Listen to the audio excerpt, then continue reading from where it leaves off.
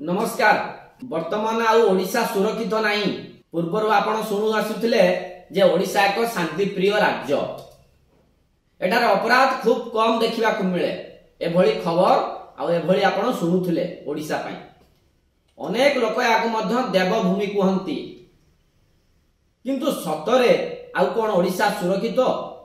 ओडिशा देवभूमि परि लागुची आपनकु? आपण मानकु कोन लागुची? या मोर प्रश्न रहउची। कमेंट माध्यम निश्चय जणाइबे।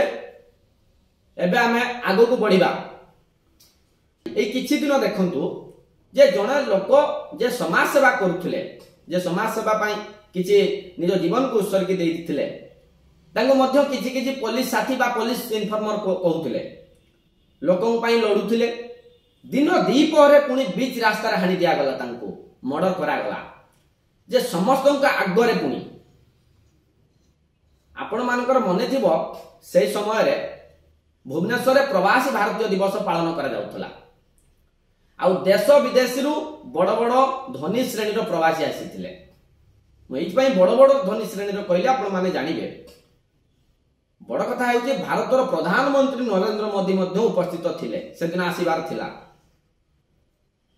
जेउ समय रे सारा भुवनेश्वर कड़ा सुरक्षा बल रे अछि।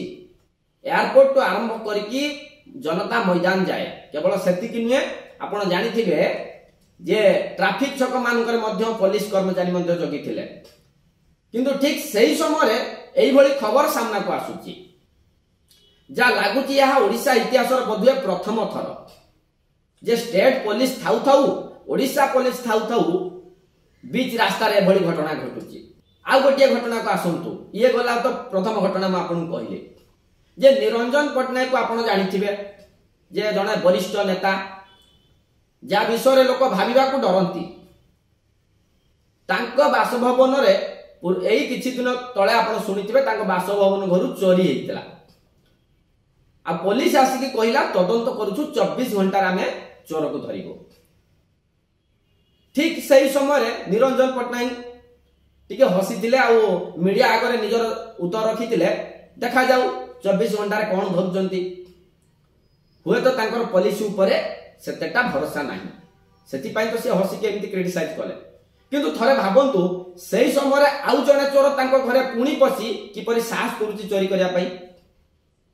ताले एथिरु स्पष्ट हेउची चोर 100% जानिची जे ओडिशा पुलिस काम कोन कर्म ठगुडा पुलिस उडा।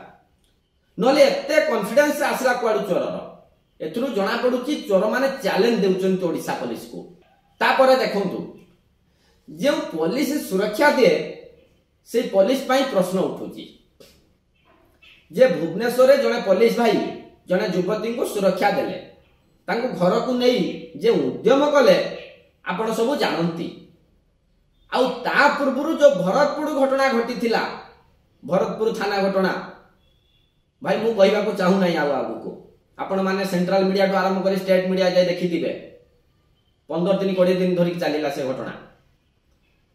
ए सब राजधानी रो ही घटना भाई। सबु ए भुवनेश्वर रे घटुची। आ ये सब जहा मु आपण को घटना कहली सबु ए भुवनेश्वर घटना।